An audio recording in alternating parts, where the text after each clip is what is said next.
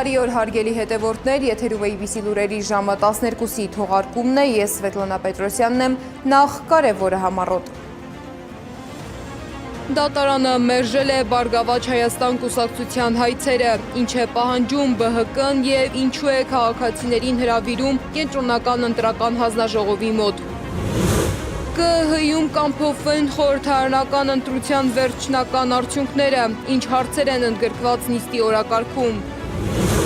Ընդդիմադիր ուժերը կանգնած են կարևոր ընտրության առաջ, ինչ հետևանքներ կարող է ունենալ յուրաքանչյուր որոշում և ինչ է հուշում միջազգային փորձը։ Ադրբեջանն ու Ամերիկայի Միացյալ Նահանգները քննարկում են գործակցության նոր ուղղություններ, ինչ նախագծեր են հայտնվել բանակցությունների օրակարգում։ Վաշինգտոնը խոսում է նոր համաձայնության մասին, որը կարող է ազդել տարածաշրջանի վրա, ինչ է պատասխանում Թեհրանը։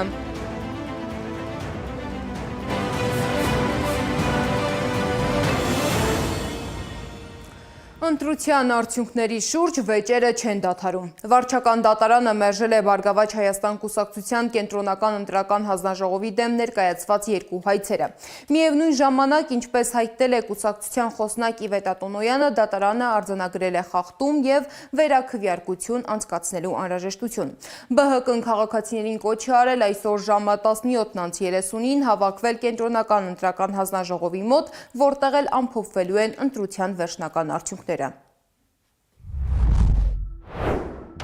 Կոչ ենք անում ընդդիմադիր դաշտի մեր բոլոր գործընկերներին, հասարակական քաղաքական հանրույթի ներկայացուցիչներին, մեր բոլոր ակտիվ ու սրտացավ քաղաքացիներին միասնական ճակատով պայքարել հանուն արդարության։ Սա պայքար է արդարության համար, ոչ թե մեկ կուսակցության շահի։ Սա պայքար է ընտրողի իրավունքի վերականգնման համար։ Սա պայքար է մեր բոլորի վաղվա օրվա համար։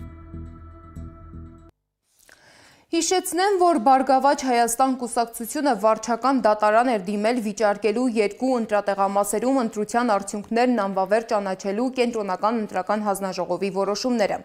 Գործի քննությունը որպես երրորդ կողմ մասնակցել են ուժեղ Հայաստանի ներկայացուցիչ Արամ Վարդևանյանն ու Հայաստան դաշինքից Արծվիկ Մինասյանը։ Պատասխանող կողմը կենտրոնական ընտրական հանձնաժողովի փոխնախագահ Նունե Հովհաննիսյանն է։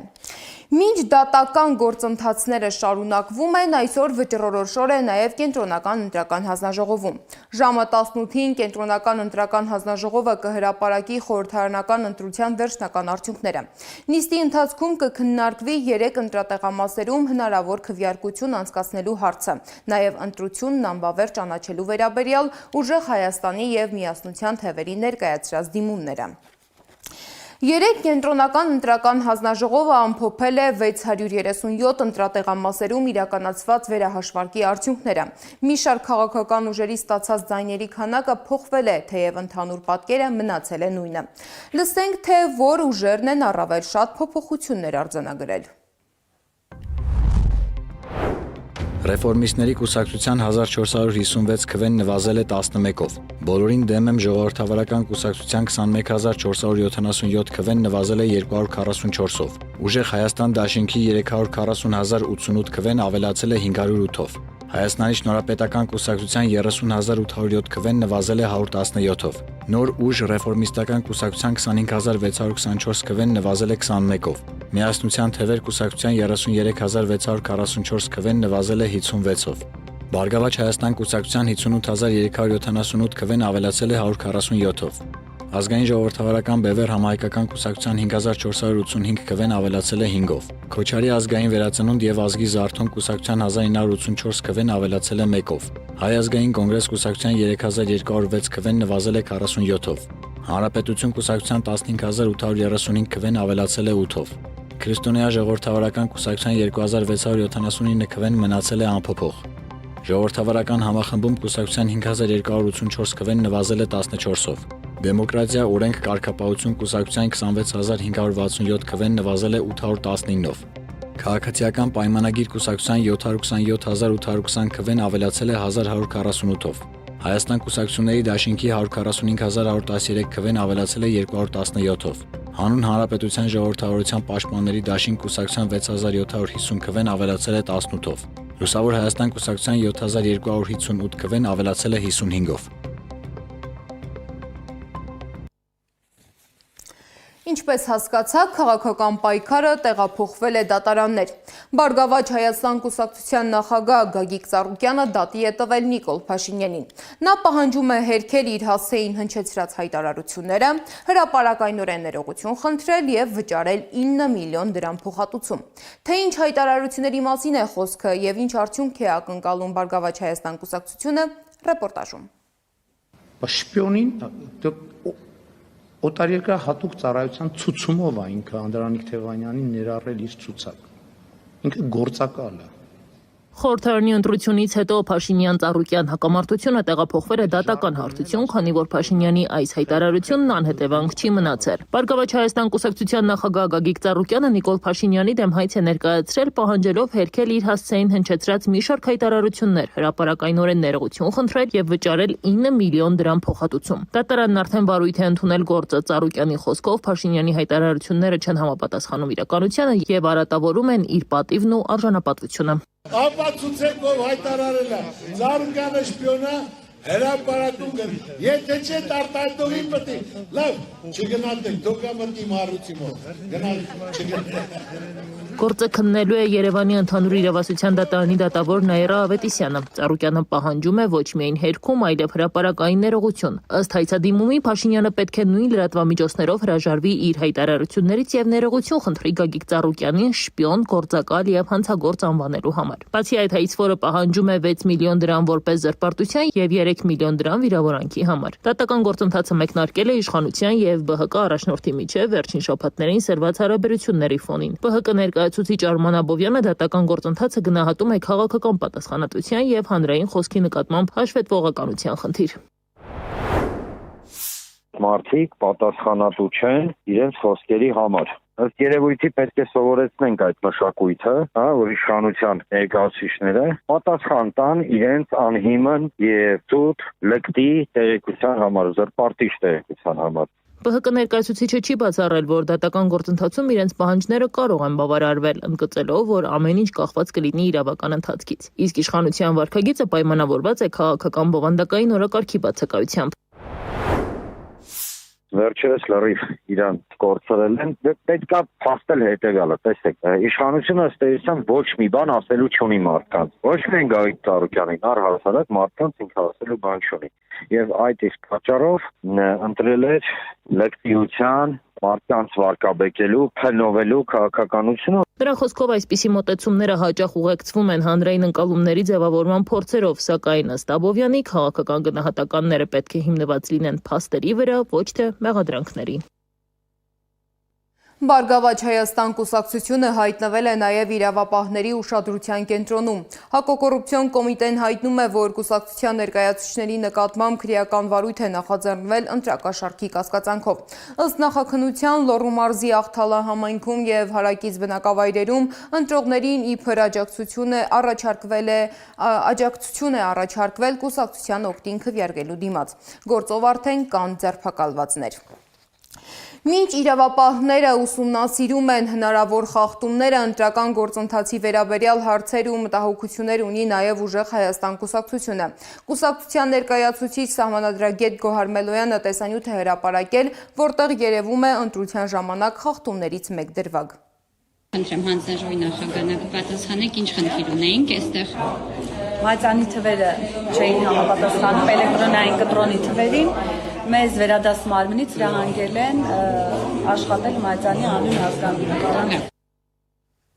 Նոր խորհրդարանը դեռ չի սկսել աշխատանքը, բայց քաղաքական դաշտում արդեն գլխավոր քննարկումը ոչ թե ապագա օրենսդրական նախաձեռնություններն են, այլ ընդդիմության հնարավոր քայլերը։ Ընդդիմադիր ուժերի մի մասը դեռ չի հստակեցրել, կվերցնի մանդատները, թե կընտրի պայքարի ճանապարհը։ Միջազգային փորձը ցույց է տալիս, որ նման որոշումները տարբեր հետևանքներ են ունեցել։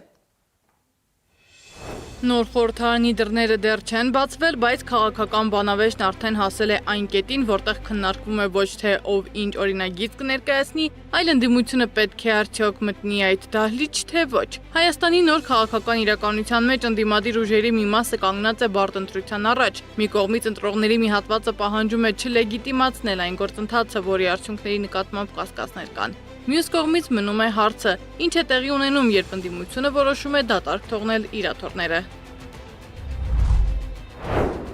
Եթե մանդատները չեն վերցնում, ապա պետք է հրապարակայնորեն հայտարարեն, որ Հայաստանում ձևավորվել է հակասահմանադրական իշխանություն, ընտրությունները կեղծվել են եւ հանրությանը կոչանել գալ հրապարակ եւ փողոցի միջոցով փոխել իշխանությունը։ Այսինքն հանրությունը ունի իրավունք սահմանադրական կարգերը խախտվելու դեպքում նույնիսկ ուժի միջոցով վերականգնել սահմանադրական կարգերը։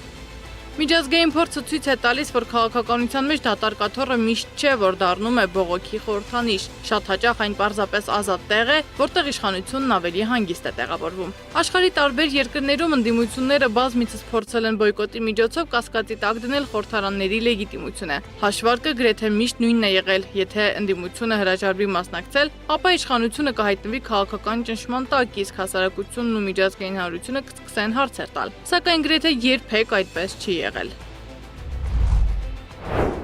Կարող է նույնիսկ մանդատները չվերցնելու խնդիր չդնել, որովհետև դեռևս բավականին ժամանակ կա, այլ այս պահին հենց հանրությանը կոչանել գալ հրապարակ։ Հիմա որոշումը իրենցն է, եթե իրենք դրան պատրաստ են, ապա կարող են այդ ամեն ինչը սկսել, բայց նույնիսկ մանդատները չդնելով կարող են այդ ամեն ինչը սկսել, որովհետև այդ մանդատները նույնիսկ իրենք դեռևս չունեն, որովհետև կենտրոնական ընտրական հանձնաժողովը դեռևս վերջնական որոշում չի կայացրել ընտրությունների արդյունքների վերաբերյալ։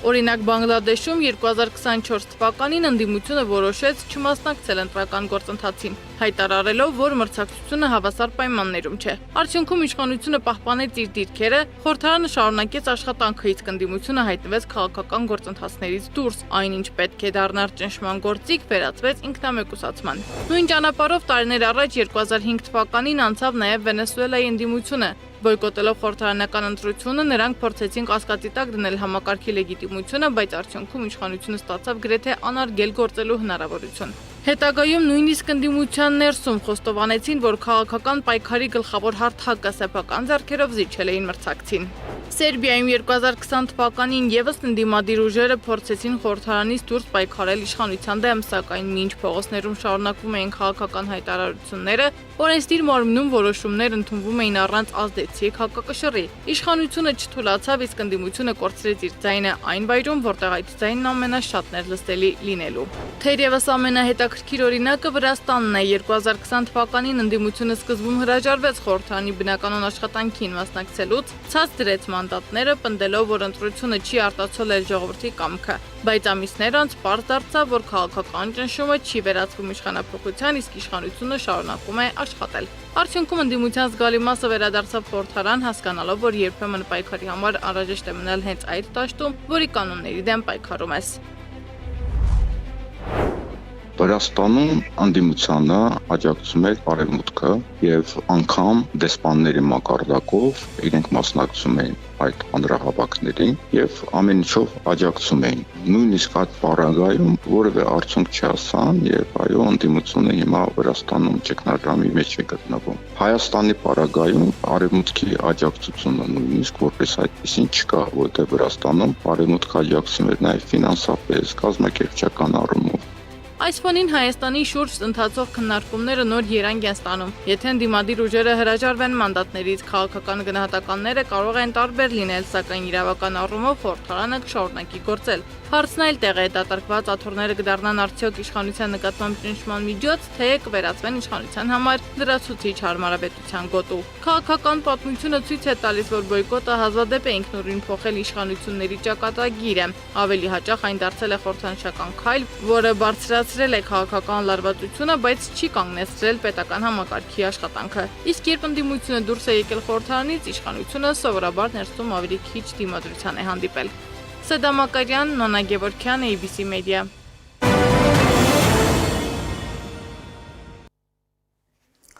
Ադրբեջանն ու Միացյալ Նահանգները շարունակում են քննարկել տնտեսական և ռազմավարական գործակցության ընդլայնման հնարավորությունները։ Ադրբեջանի արտգործնախարար Ջեյհուն Բայրամովն ու Ամերիկայի Միացյալ Նահանգների միջազգային զարգացման ֆինանսական կորպորացիայի գործադիր տնօրեն Բեն Բլեքը քննարկել են էներգետիկայի, տրանսպորտի, տարանցման, բարձր տեխնոլոգիաների և ներդրումների ոլորտներում գործակցության հեռանկարները։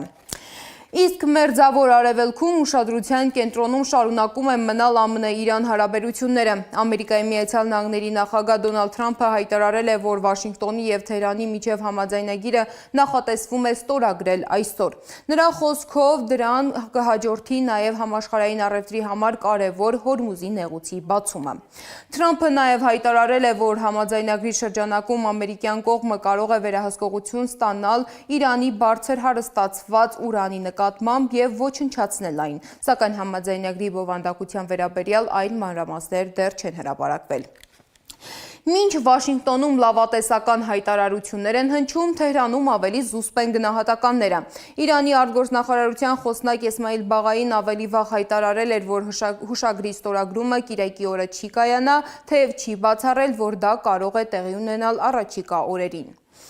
Եվ վերջում եղանակային անակնկալների մասին Մոսկվայում հորդառատ անձրևներն ու ուժեղ քամիները մի քանի ժամում լուրջ խնդիրներ են առաջացրել։ Որոշ շրջաններում տեղացել են ամսական նորմայի գրեթե կեսը, ջրի տակ են մնացել փողոցներ, ավտոկայանատեղիներ եւ խանութներ։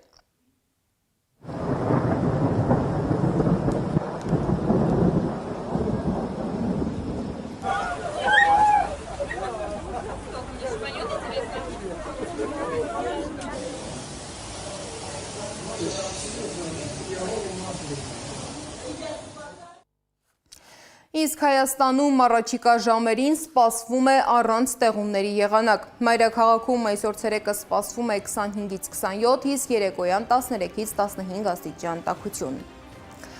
Այժմի համար նախատեսել էինք այսքանը, շարունակեք հետևել մեզ սոցիալական բոլոր ցանցերում կամ այցելեք մեր պաշտոնական կայք www.abc.media.am։ Շնորհակալություն, որ մեզ հետ էիք, ABC լուրերի գլխավոր թողարկումը ժամը 18-ին է, կհանդիպենք։